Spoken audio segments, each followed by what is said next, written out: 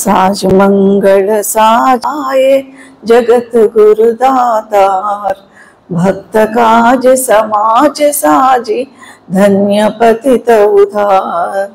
शब्द नाव चेति निर्मल जाने क्या संसार, आप सतगुरु ने सिखाई धार संत अवतार। नाथ विनती सुनो मेरी, तुम हो परम दयाल, जो न पकड़ो माह को तुम बूढ़ कालीधार। सर्व समर्थ साया दुख विपत मेटनहार, राधा स्वामी कृपा सागर तुम मेरे रखवार। राधा स्वामी कृपा सागर तुम मेरे रखवार। साज मंगल साज आए जगत गुरुदातार, भक्त काज समाज साज धन्य पतित उधार। राधा स्वामी दयाल की दया, राधा स्वामी सहाय। सत्संगము, సతనామము, సద్గురు సాధన ఇవి చాలా అవసరం సాధకునికి అని ఆనందరావు మహారాజ్ గారు ప్రతి సత్సంగంలో వివరించేవారు. తాను ఆ హిందీ సాహిత్యాన్ని తెలుగులో అందరికీ అందించాలని 13-14 పుస్తకాలు మహారాజ్ అనువాదం చేసినారు. కట్టెలమ్ముకున్న రాకుమారుడు, నామదానము, గరుడ పురాణ రహస్యము, ఆది అంత్యము, నేపాల్ పర్యటన, మన తల్లులు, అనుభవ జ్ఞాన ప్రకాశము, ఇటువంటి పుస్తకాలు చాలా వరకు మహారాజ్ అనువాదం చేసినారు. ఇంకా తన శిష్యుల చేత అనువాదం చేయించినారు. అంతేకాక అనేకమైనటువంటి సత్సంగ కేంద్రాలను స్థాపించినారు. ఇక్కడ ఆ కేంద్రాలకు పర్యటించి అక్కడి సాధకులకు, సత్సంగీలకు అనేక విధాలుగా జ్ఞానబోధ, వ్యవహార జీవనంలో ఎట్లా ఉండాలి, పరమార్థ జీవనం ఏ విధంగా గడుపుకోవాలి అనేది బోధించినారు. ఇటువంటి మహారాజు వ్యక్తిగత జీవనం, పర్సనల్ లైఫ్ ఎట్లా ఉండింది, ఆయన కుటుంబం ఎట్లా ఉండేది అనేది తెలుసుకోవాలని చాలా మందికి ఉంటుంది. ఎవరికైనా ఎట్లా అంటే, మహారాజు తండ్రి గారు రామచంద్రరావు గారు నిజాం గవర్నమెంట్లో ఆయన పేష్కార్ యూడీసీగా పనిచేసేవాడు. వాళ్ళ అమ్మ గంగమ్మ చాలా కాలం వరకు ఆ దంపతులకు సంతానం లేదు. ఒక ఫకీర్ సాధువు ఎవరో ఆశీర్వాదం ఇస్తారు వీళ్ళకు. ఆ ఆశీర్వాద ఫలితంగా మహారాజ్ జననం జరిగింది. తర్వాత వాళ్ళ తండ్రి గారికి ఒక తమ్ముడు ఉండేవాడు, పాపయ్య అని. కొంతకాలానికి ఆ పాపయ్య అని ఆయన చనిపోతే తమ్ముడి మీద విపరీతమైన ప్రేమ రామచంద్రరావు గారికి. ఆయన ఏం చేస్తాడు, తన కొడుకు కూడా అదే పేరు, ఆనందరావు మహారాజ్కు పూర్వం పాపయ్య అని పేరు పెట్టుకున్నాడు. తమ్ముడు పేరు పెట్టుకున్నాడు. అయితే చిన్నప్పుడు స్కూల్కి వెళ్ళినప్పుడు మహారాజ్కు చదువు మీద పెద్దగా ఆసక్తి ఉండేది కాదు. విద్యాభ్యాసం అంటే దాన్ని పెద్దగా పట్టించుకునేవాడు కాదు, కొంచెం వెనకబడే ఉండేవాడు. 7th క్లాస్లో 2 సార్లు ఫెయిల్ అయిపోయింది. 2 సార్లు ఫెయిల్ అయినప్పుడు వాళ్ళ క్లాస్ టీచర్ ఒక ఆయన ఉంటాడు, మీర్ తకే. అప్పుడు అంతా ఉర్దూ మీడియం, ఉర్దూ పాఠశాలలు, మద్రసాలు ఉండేవి కనుక వాళ్ళ మీర్ తకే అని వాళ్ళ మాస్టర్. ఆయన అంటాడు, పాపయ్య నువ్వు మళ్ళీ ఫెయిల్ అయినావు అని అడుగుతాడు. అంటే మహారాజ్ ఒక్క మాట చెప్పాడు, ఒకటే అన్నట్టు 2 అన్నాడు. నిశ్శబ్దంగా ఉంటాడు, ఏ దుఃఖం ఉండదు, ఆ ఫేస్లో ఆనందం ఉండదు, ఏది ఉండదు. ఆనందం ఎట్లా ఉంటుంది కానీ చలించాడు. ఆయన అంటాడు, వాళ్ళ మాస్టర్ అంటాడు, నువ్వు ఎప్పుడు సంతోషంగా ఉంటావు, ఏ విధంగా ఉంటావు, ఇప్పుడు ఫెయిల్ అయినందుకు వేరే పిల్లలైతే ఎంతో బాధపడతారు, పశ్చాత్తాపడతారు, తల్లిదండ్రులు ఏమంటారు అని అనుకుంటారు.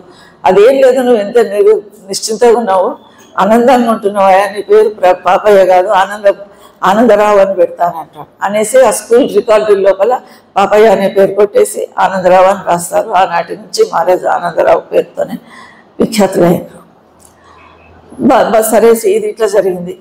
కొంతకాలానికి చిన్నప్పుడు ఇంటి దగ్గర కూడా వాళ్ళ అమ్మకు చాలా సహాయం చేసేవాడు. వాళ్ళ నాన్నగారికి కొంచెం తొందరగానే కోపం వచ్చేది. ఆయన ఎవరైనా ఫ్రెండ్స్నో లేకపోతే చుట్టాలనో ఇంటికి తీసుకొస్తే వాళ్ళ అమ్మను తొందర పెట్టేవాడు, తొందరగా అది చేయి అన్నప్పుడు ఆమె తడబడేది. అటువంటి సమయంలో మహారాజు వాళ్ళ అమ్మకు చాలా సహాయం చేసేవాడు, వంట పనుల్లో కానీ ఇంటి పనుల్లో కానీ సహాయం చేసేవాడు. వాళ్ళ అమ్మ ఉపవాసాలు, వ్రతాలు ఇవన్నీ చేసేది. ఎవరు? మహారాజు వాళ్ళ అమ్మ ఇంట్లో చేసినప్పుడు ఆ తల్లిని చూసి ఈ మహారాజు కూడా అలవాటైంది. ఏమై తాను కూడా ఉపవాసాలు ఉండేవాడు, హనుమాన్ చాలీసా చదువుకునేవాడు.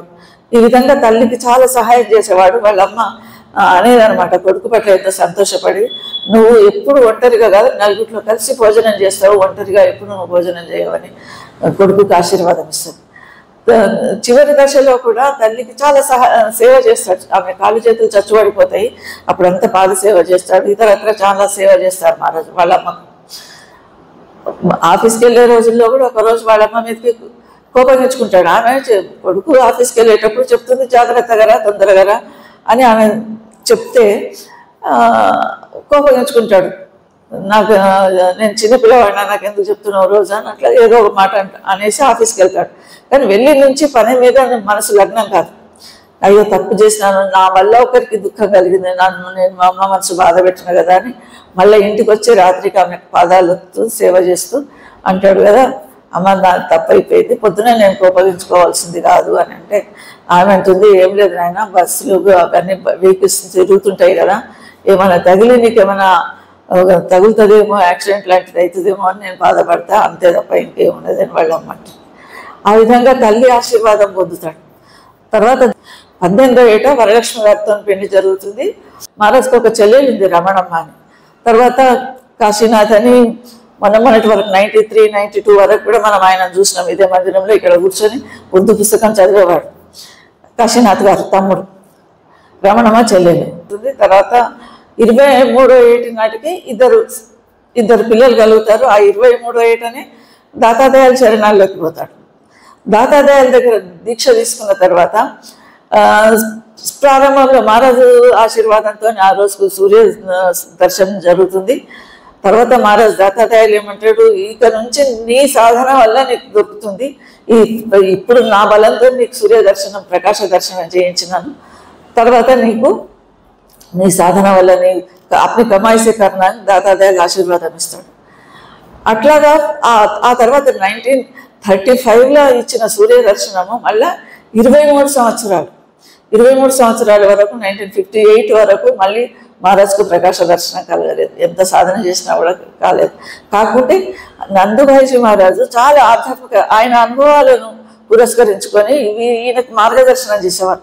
ఐసా కరో ఆనందరావు, ఐసా కరో అని ప్రతిదానికి మార్గదర్శనం చేసేవారు. ఫకీర్ చంద్ మహారాజ్ సాంగత్యంలోకి వచ్చిన తర్వాత ఇంకా ఈ మహారాజ్ సాధన ఇంకా కుదిరిందనమాట.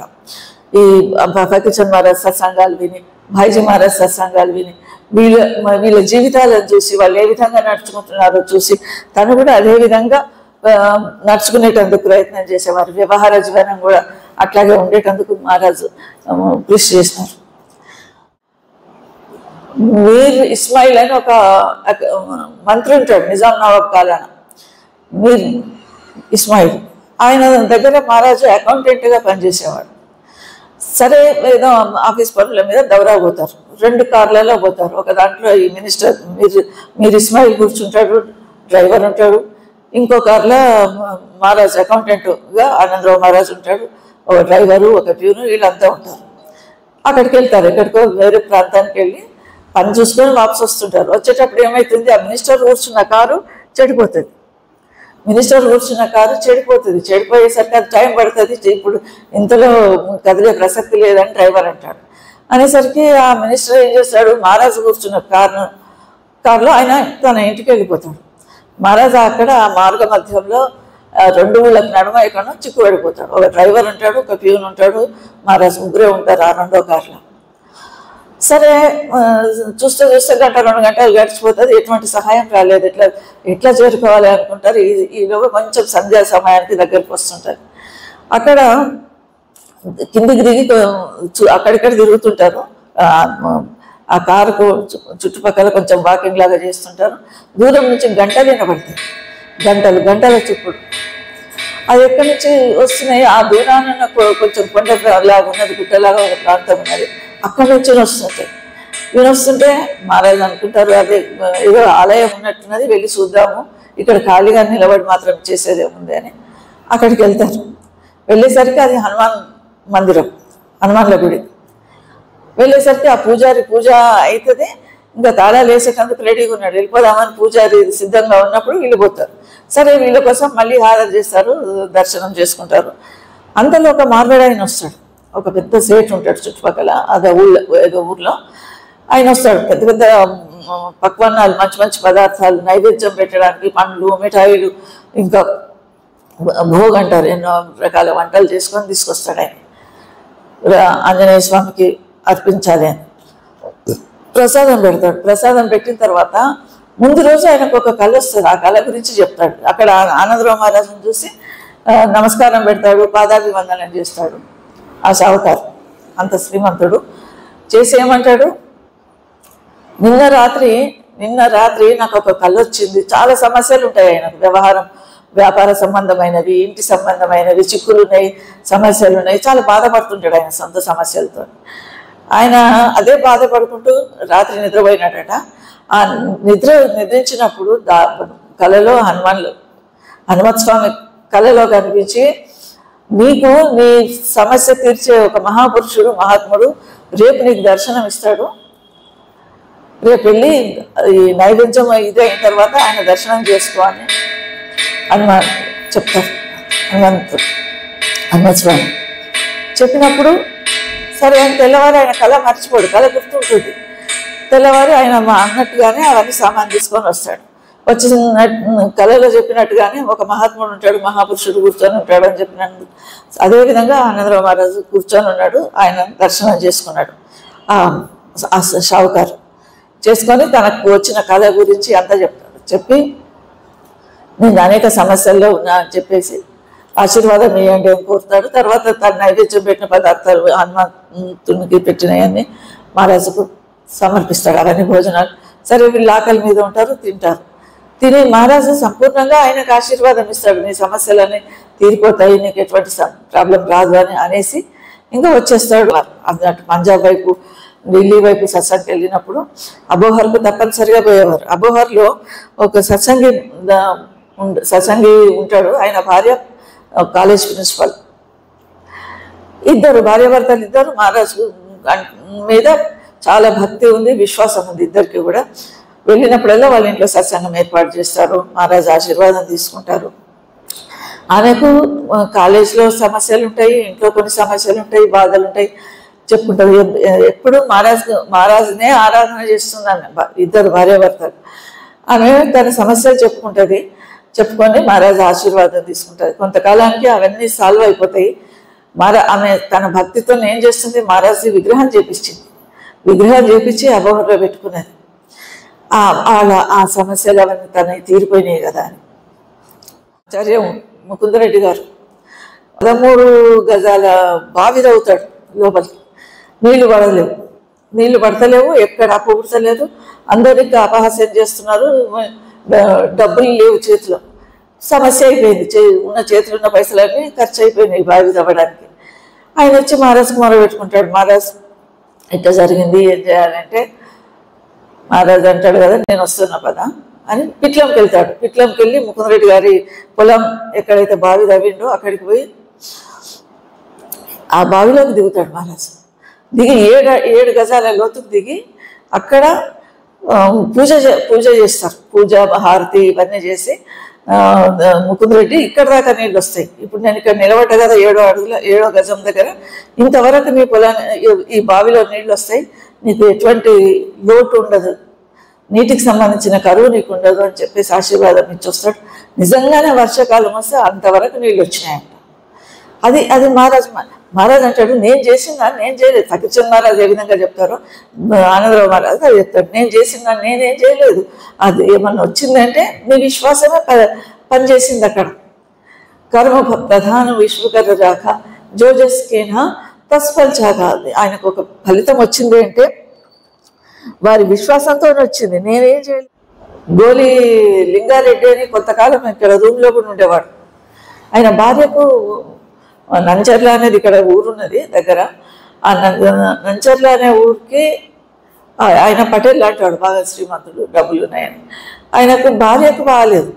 ఓసారి వాళ్ళ ఇంటికి ఆహ్వానిస్తే మహారాజు పోతాడు.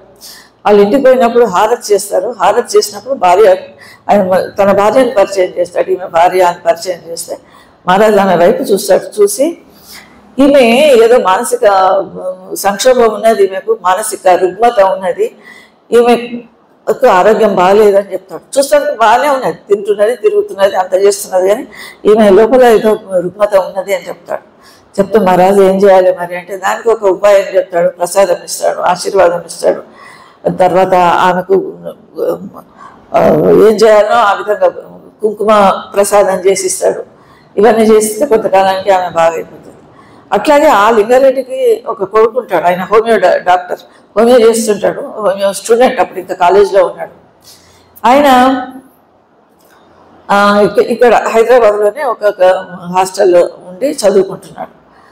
కానీ అతనికి ఎందుకో చాలా నర్వస్ ఫీల్ అయ్యేవాడు, ఎందుకో బాధపడేవాడు. ఎందుకు ఇదేం కారణం చెప్పాడు, కానీ చాలా ఇంట్లో నుంచి ఒకసారి పారిపోతాడు, కాలేజ్ నుంచి కూడా పారిపోతాడు. ఇంట్లో తండ్రికి చెప్పాడు. చాలా కాలం 6 నెలలు అయిందో ఎంతైందో లేడు కొడుకు.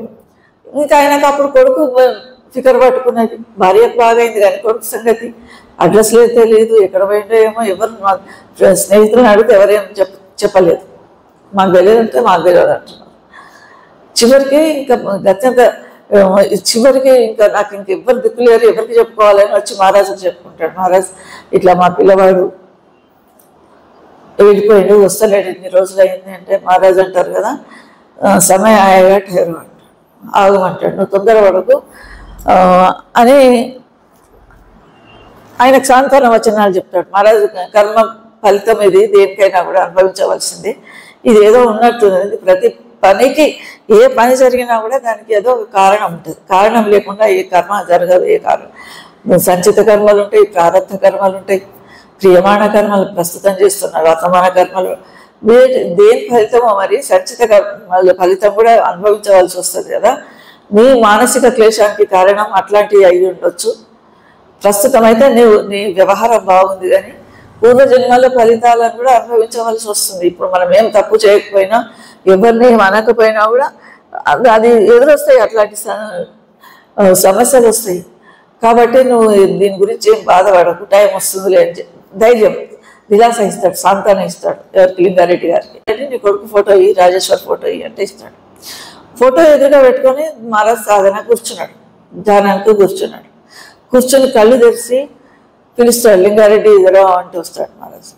ఆయన వస్తాడు, చెప్పండి మహారాజ్ అంటే ఆయన అంటాడు, రేపు నీ కొడుకు వస్తున్నాడు, నంచర్లకు వెళ్ళిపోయాడు ఎంబడే, రేపు వస్తాడు మీ ఇంటికి, తనకై తానే మీ ఇంటికి వస్తాడు, వెళ్ళిపో అంటే అతను వెళ్తాడు. నిజంగానే తెల్లవారు మధ్యాహ్నం కొడుకు ఇంటికి వస్తాడు. ఇటువంటి అనేకమైనటువంటి ఉదాహరణలు ఎందరి జీవితాలను బాగు చేస్తాడు మహారాజు. నిండైన జీవితం మహారాజు తలుచుకుంటే ఒక నిండా పుష్పించి ఫలించే చెట్టు నిండా పువ్వులు ఉంటాయి, కాయలు ఉంటాయి, పండ్లు ఉంటాయి, ఫలించిన ఒక వృక్షం, నిండు ఫలదారు వృక్షం అంటారు. అటువంటి ఒక నిండైన వృక్షం జ్ఞాపకం వస్తుంది మహారాజు. ఎందుకంటే పెద్ద కుటుంబము, మహారాజుకు తోబుట్టువులు ఉన్నారు, తండ్రి గారికి తోబుట్టువులు ఉన్నారు. వాళ్ళ మహారాజుకి సంతానం 7 మంది. ముందుగా వెంకటేశ్వరరావు గారు, ప్రసాదరావు వాళ్ళ తండ్రి గారు, ఆయన 1989లో రిటైర్ అయినారు. ఆయన తహసీల్దార్గా పనిచేసి. ఆ తర్వాత రెండో కొడుకు పండర్నాథ్ గారు, ఆయన MBBS చదివి కెనడాలో పెద్ద డాక్టర్. మూడో కుమారుడు రామారావు గారు హెల్త్ డిపార్ట్మెంట్లో పనిచేసినారు. 4వ కుమారుడు మాధవరావు గారు ECILలో కంప్యూటర్ ఇంజనీర్ చేసినారు. మిగతా 3 అమ్మాయిలు, ఆడపిల్లలు. ఈ విధంగా నిండు కుటుంబం. మహారాజుకి ఎక్కడ ఏనాడు దేనికి లోటు రాలేదు. అందుకే మహారాజు ఏమనేవాడు, అనాయాసేన మరణం వినా దైన్యన జీవితం, దేహిమే తవ సాహిత్యం అనేవాడు. అనాయాసేన మరణం మృత్యు సమయంలో ఎంతమంది ఎన్ని రకాల బాధలు పడతారు. పెరాలసిస్ వస్తారు, క్యాన్సర్ పడతారు, ఇంకేవో రోగాలు వస్తాయి, హాస్పిటల్లో పడతారు, నెలల తరబడి, సంవత్సరాల తరబడి బెడ్ రిటర్న్ అయి ఉంటారు. అటువంటి స్థితి రాకూడదని కోరుకునేవాడు మహారాజు. అటువంటి స్థితి రాకూడదు. అనాయాసం, ఎటువంటి ఆయాసం లేకుండా మరణం రావాలి. మరణం జాతస్య మరణం శుభం, ఎవరికైనా తప్పదు. వచ్చిన వాళ్ళకి వచ్చినాము ప్రపంచంలోకి అంటే వెళ్ళిపోవలసింది ఏదో ఒక నాటికి. ఇప్పుడు మీరాబాయికి ఏం జరిగింది? మీరాబాయి రైదాస్ శిష్యురాలు. రైదాస్కి ఏం చేస్తుంది? ఆమె రైదాస్ చెప్పులు కుట్టుకుని బతికేవాడు. ఆయనకు ఒక వజ్రం తెచ్చిస్తుంది. మహారాజ్ ఈ వజ్రంతో ఇదంతా ఈయనకి ఈ చెప్పులు కుట్టే బాధ వద్దు, ఈ పూరి గుడిసొద్దు అనే అర్థంలో ఆమె ఒక వజ్రం ఇచ్చి, ఆయన బాగుండాలి సుఖపడాలి అని ఆమె ఇచ్చిపోతే ఆ వజ్రాన్ని ఆయన ఆ చెప్పులు కుట్టే తోళ్ళది సంచి ఉంటుంది ఒకటి, నీళ్ళలా తోళ్ళు వేస్తారు చెప్పులు కుట్టేవాడు, అది మెత్తగా అయ్యేటందుకు తోలు, అందులో ఎక్కడో పడేస్తాడు. ఆయనకి తన ఏ జీవితం, ఎందుకంటే ప్రకృతి మనకి ఏది ఇచ్చిందో ఏది ప్రసాదించిందో దాంట్లో సంతోషంగా రాజీ హూ మై ఉస్మే జిస్మే తెరీ రజా హో, భగవంతుడు ఏ స్థితిలో ఉంచితే ఆ స్థితిలో సంతోషంగా ఉండేటందుకు ప్రయత్నం చేయాలి. అంతే తప్ప ఇవన్నీ ఈ భోగభాగ్యాలకు లోనైతే మనసు మీద అహంకారం వచ్చేస్తుంది. మనసులోకి ఎంతెంత సంపద పెరుగుతుందో అంతంత అహంకారం వస్తుంది. అందుకని రైదాస్ కానీ మిగతా సంతులు కబీర్ సాహెబ్ కానీ వీళ్ళంతా పని చేసుకొని బతికినారు. మన పని అప్ని పరందాల్చి మహారాజ్ చెప్పేది కూడా అదే, అప్ని రోటీ ఆప్ కమాకే ఖావ్, don't depend upon mother or father అని చెప్పేవాడు. తన మీద తన కాళ్ళ మీద తన ఆధారపడి. మహారాజ్ పరిస్థితి అదే, మహారాజ్ సిద్ధాంతం అదే, మనకు బోధించింది అదే. ఏం చేసినాడు? ఒకసారి ఆయన దగ్గరికి వాళ్ళ ఇంటి దగ్గర పరిచయం ఉన్న ఆయన ఒక ఆయన ఉన్నాడు. ఆయన ఏం చేస్తాడు? ఒకరోజు వస్తాడు మహారాజ్ దగ్గరికి, ఒకటి ఇంత జనపనారది చుట్టా పట్టుకొని వస్తాడు. జనపనారది చుట్టా తీసుకొని వచ్చి, మహారాజ్ నేను విదేశాలకు పోతున్నా, ఇది నీ దగ్గర జాగ్రత్తగా పెట్టు, ఇది నేను వచ్చిన తర్వాత తీసుకుంటా, ఇది పెట్టడానికి కొంచెం మా ఇంట్లో ప్రాబ్లం ఉన్నది, నీ దగ్గర పెడుతున్నా, నీ చేసిపోతాడు. మహారాజ్ ఏం చేస్తాడు? దాన్ని తెచ్చి ఒక కూట్లు ఎక్కడో పెట్టేస్తాడు. తర్వాత ఆయన ఇంతకు రాడు, 6 నెలలైందో 7 ఏడాదైందో ఇంకా వస్తలేడు. ఇంట్లో ఏవో వేరే వస్తువులు వస్తాయి, అది పెట్టేటందుకు ఈ వర్ణాలను తీసేసి చుట్టం తీసేసి ఇంకో దగ్గర పెడతారు, 3-4 జాగాలు మారిపోతుంది. అది చివరికి పాత సామాన్ల డబ్బాలో ఎక్కడో పడేస్తారు. అదేమైనా పనికొస్తలేదు కదా, ఎక్కడో ఏందో అని. తర్వాత చాలా కాలానికి ఆయన వస్తాడు, ఈ నార చుట్ట జనపద నార ఇచ్చిన ఆయన వస్తాడు. ఆయన వచ్చి, మహారాజ్ నేను ఊరికి వెళ్ళేటప్పుడు నీకు ఒకటి ఇచ్చిన కదా, నాకు ఆ చుట్ట ఇవ్వవా, దారం చుట్ట అని అడుగుతాడు. అంటే కొంచెం మహారాజు జ్ఞాపకం చేసుకుంటాడు, ఇచ్చినావు కదా నిజమే, ఇక్కడ పెట్టిందా, ఇక్కడ చూస్తారు, అక్కడ చూస్తారు, ఇక్కడ చూస్తారు, ఎక్కడ కనపడదు. చివరికి పాత సామాన్లు ఉన్న డబ్బాల జనపనార చుట్ట దొరుకుతుంది. అది తీసుకొచ్చి అప్పుడు ఇప్పుతాడు ఆయన. అది ఇచ్చిన ఆయన అది చుట్ట అంతా ఇప్పి చూస్తే ఏముంది, 10 తులాల బంగారం పెడతాడంట. ఇంటి దగ్గర ఉంటే సేఫ్ ఉండదని, మహారాజ్ దగ్గర అయితే సేఫ్ ఉంటుంది, దీన్ని తాకరు ముట్టరు అని దాన్ని ఒక జనపనారలో పెట్టి మీద నుంచి ఒక సంచిలో దేంట్లో పెట్టి దాన్ని చుట్టూ వేరే దారం కట్టేస్తాడు, జనపనార కట్టేస్తాడు. కట్టేసి మహారాజ్ దగ్గర పెట్టిపోతాడు. మహారాజు చూస్తాడు, చూసి అట్లనా తీసుకుపోయి నీ వస్తువును తీసుకుపోయా అని ఇచ్చేస్తాడు. ఇటువంటి ఉదాహరణలు దైనందిన జీవితంలో మనం నేర్చుకోదగిన పాఠాలు. ఎందుకంటే హిందీ సాహిత్యాన్ని తెలుగులో అనువాదం చేసినప్పుడు కూడా అంతే, సురత్ శబ్ద యోగం గురించి విపరీతమైనటువంటి వ్యాఖ్యానం చేస్తారు మహారాజు. ఒక ఆలోచన మన మనసులోకి వస్తుంది, ఒక ఆలోచన మన మనసులోకి వస్తే అది నెమ్మదిగా అది అంకురిస్తుంది. ఏదో ఒకసారి అది పనిచేస్తుంది. ఆ విచారమే ఆ ఆలోచనని పనిచేసి దాని విధంగా దానికి తగినట్లుగా మనము వ్యవహరించక తప్పని పరిస్థితి అనేది ఏర్పడుతుంది. ఒక వ్యక్తి మీద కోపం వచ్చిందో లేకపోతే శాంతమో ఏదొచ్చినా కూడా అది తప్పనిసరి పరిస్థితులకు దారిస్తుంది. కనుక హమేషా ఎల్లవేళలా మంచి ఆలోచనలే పెట్టుకోమని చెప్తాడు మహారాజు.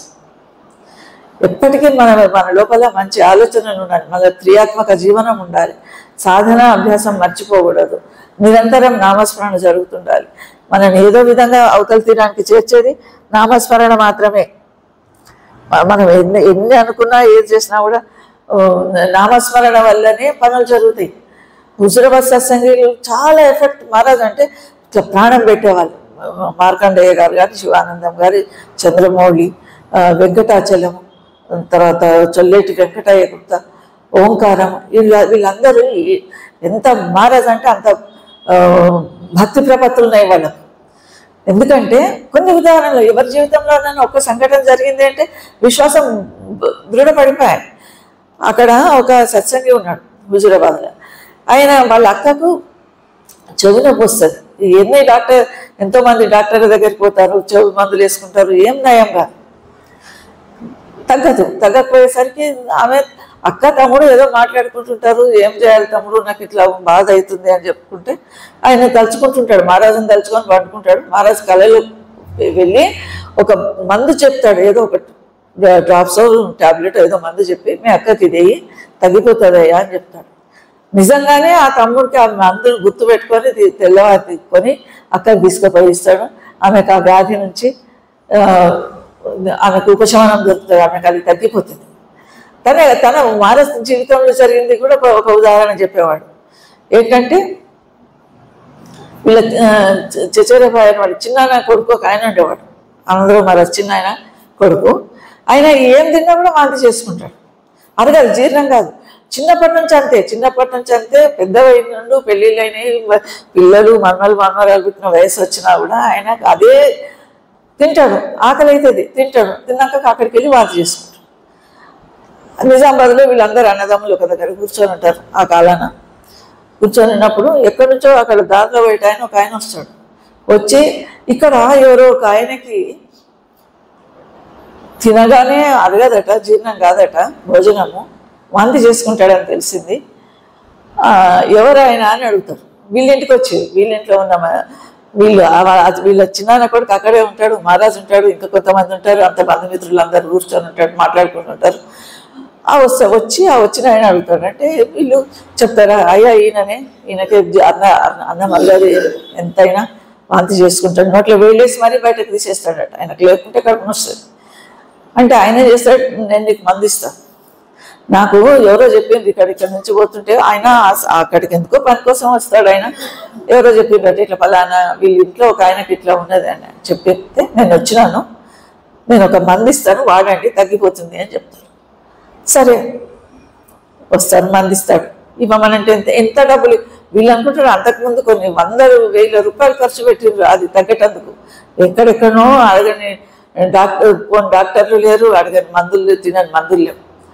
ఎంత ప్రయత్నం చేసినా తగ్గని వ్యాధి. ఆయనను అడుగుతారు ఎంత ఇవ్వమంటావు, చాలా రోజుల నుంచి ఈయనకున్నది ఈ రోగము అంటే ఆయన అంటాడు 3 అణాలు ఇవ్వమంటాడు. ఆ రోజుల్లో అణాలతో లెక్క చూసేవారు, తీనానా 3 అణాలు, ఎందుకంటే రూపాయికి 16 అణాలు. ఆ లెక్కన ఆయన అంటే నాకు 3 అణాలు ఇవ్వండి అంటాడు. సరే 3 అణాలు ఇస్తారు. ఇస్తే ఆయన 3-4 పొట్లాలు ఇస్తాడు. ఇచ్చి ఇది 3 రోజుల పాటు తిను, ఇది నీకు తగ్గిపోతుంది. నిజంగానే ఆయన 4వ నాటికి ఆయనకు ఆ రోగమే లేదు, మంచిగా అందరిలాగా తింటున్నాడు, తిరుగుతున్నాడు, బాగా అయిపోయింది ఆరోగ్యం. దానికి ఉదాహరణ ఎందుకు చెప్పేవాడు మహారాజ్ అంటే, జబ్ కర్మ కట్నే కు ఆతే హై కుదరత్ కోయి నా కోయి సామాన్ మిల్ జాతి హై. ఎప్పుడైతే మన కర్మ నశించిపోయే రోజు వస్తుందో ప్రకృతి భగవంతుడు ఏదో విధంగా మనకు తగిన ఏర్పాటు చేసేస్తాడు. కూర్చున్న దగ్గరికి వచ్చి మందు దొరికిందా లేదా, అంతకంటే ముందు ఎంత కష్టపడితే దొరకని మందు, కుదరని వైద్యము, ఆరోగ్యం దొరకని ఆరోగ్యము ఎట్లా వచ్చింది? అది కర్మ కటాయించిపోయింది. అది ఎందుకు రోగాలు ఎందుకు వస్తాయి? పూర్వ జన్మలోనో ఈ జన్మలోనో మనం చేసుకున్న కర్మల ఫలితాలే ఈ వ్యాధులు. ఏ రోగమైనా రాని ఇది మన కర్మ ఫలితమే. అందుకే దాతాదారి చెప్తాడు, కోయి సుఖ సుఖ కనై దాతా तेरे ही है भूल सब कर्म अपने करते हैं अनुकूल और प्रतिकूल सब. ఎవ్వరు కూడా దీనికి కారణం కాదు, మన కర్మ ఫలితమే మనకు దొరుకుతున్నది. శ్రీ బాగా మనకు ఆదాయం వచ్చిన డబ్బులు కరువు లేకపోయినా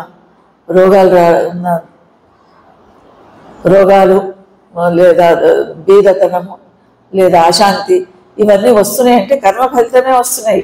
ఎవరు మనకు సుఖం పెట్టరు, ఎవరు కష్టపెట్టరు అని చెప్తారు మహారాజు. ఎడపల్లి అనే ఒక గ్రామం ఉన్నది, ఎడపల్లిలో ఒక మిల్లు ఉన్నది.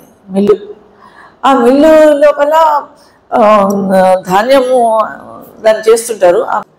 ఆ మిల్లు పక్కకే ఈ మిల్లు యజమాని బాగా శ్రీమంతుడు, మహారాజుకు భక్తుడు. పిలుస్తాడు, మహారాజు మా దగ్గరికి రా అంటే వస్తాడు. మహారాజు ఆ ఊరికి వెళ్తాడు.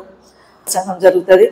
తర్వాత వీళ్ళ దీని పక్కకే ఒక గుడిసె ఉంటుంది. గుడిసెలో ఒక పేద ఆమె ఉంటుంది, ఒక పెద్ద పెద్ద మనిషి ఒక్కతే ఉంటుంది. ఆమె ఏం చేస్తుంది, మహారాజు నెమ్మదిగా గరీబోं से प्यार करते थे ज़्यादा.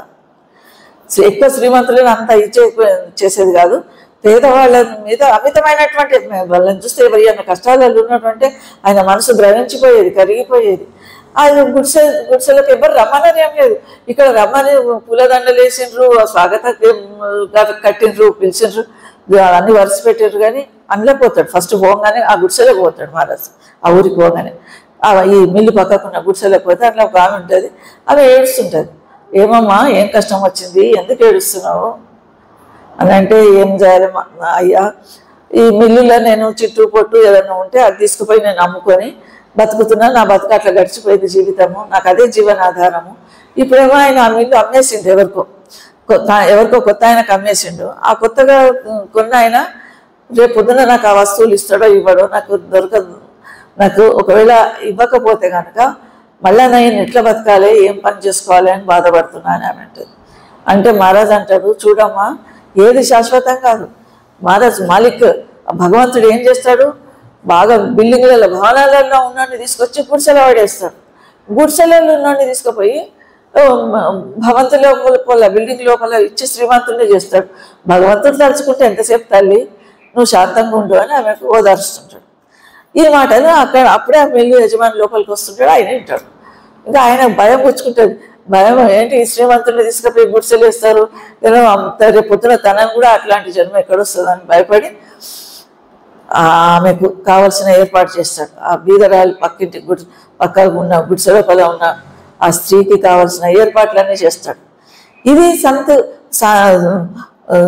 దర్శన మహత్యం. మహారాజ్ దర్శనం మాత్రం చేత ఆమెకు దుఃఖం దూరం అయిపోయింది, ఆమె కష్టం దూరం అయిపోయింది. ఇది ప్రభావం, అసలైన సంత్ ప్రభావం ఇది. ఎందుకంటే సత్యము ధర్మం మీద నిలబడతారు, ఎటువంటి ప్రలోభాలకు లొంగకూడదు. తర్వాత సంతులు ఏంటి, ఎవరి మీద ఆధారపడకూడదు. స్వయం సంపాదన, తను సంపాదించుకోవాలి, తన సంపాదన మీదనే తను ఆధారపడి ఉండాలి, కానీ ఎవరి మీద ఆధారపడి ఉండకూడదు. ఎంత ఇదన్నా కానీ మిగిలిన ఎన్ని వనరులు ఉన్నా కూడా తను ఎందుకు ఔరంగజేబు అంత క్రూరుడైనా కూడా కుల్లాలు కుట్టుకునే అమ్ముకునేవాడు. నసీరుద్దీన్, ఢిల్లీని పాలించిన నసీరుద్దీన్ అది ఖురాన్ రాసేవాడు. ఖురాన్ను ఆ కాలంలో ప్రింటింగ్ మిషన్లు లేవు కనుక ఖురాన్ను చేతితో రాసి భటునికి ఇచ్చి అమ్మే తీసుకురమ్మనేవాడు. అమ్మే వాడు తెచ్చిన డబ్బుతో బతికేవాడు. విక్రమాదిత్యుడు రాజు, ఉజ్జయిని పురానికి రాజు. ఆయన ఏం చేస్తాడు, క్షిప్రా నది ఒడ్డున ఒక గుడిసె చేసుకొని బతుకుతున్నాడు. కొంచెం పొలం ఉంటుంది, ఆ పొలంలో సజ్జలో గోధుమలో ఏవో పండించుకుంటాడు. దాని ద్వారా వచ్చిన ధాన్యంతోనే తన జీవితం గడుపుకుంటాడు. క్షిప్రా నది దగ్గరికి వెళ్ళి కడవతో నీళ్లు తెచ్చుకొని ఆ బీదరికం అనుభవిస్తున్నారు. ఎందుకు అనుభవిస్తున్నారు, రాజోచిత బట్టలు వేసుకోవచ్చు, రాజుగారు వేసుకునే బట్టలు వేసుకోవచ్చు, అందరి మీద రువాబు చూపించి పన్నులు వసూలు చేసి తను వైభవంగా బతకొచ్చు, చాలా శ్రీమంతమైన జీవితం గడపచ్చు. కానీ భగవంతుని చేరుకోవాలంటే తన సంపాదన మీదనే తాను ఆధారపడి ఉండాలి, ఇతరులను పీడించి తీసుకోవద్దు. ఇది ఒక సిద్ధాంతం. భగవద్భక్తులకు ఏ చరిత్ర తీసుకున్నా అంటే అందరు కష్టపడి, కబీర్ సాహెబ్ ఏం చేసేవాడు, నూలు బట్టలు నేసేవాడు అంతే తప్ప మరెంతో పెద్ద పెద్ద షావుకారులు వచ్చేవారు శిష్యులు. ఆయన ఎవరు వచ్చినా కూడా తన మీద తానే ఆధారపడి ఉండేవాడు. ఎవరి నుంచి ఉచితంగా అసలైన సంతులు ఫ్రీగా ఎవరి దగ్గర నుంచి ₹1 కూడా తీసుకోరు.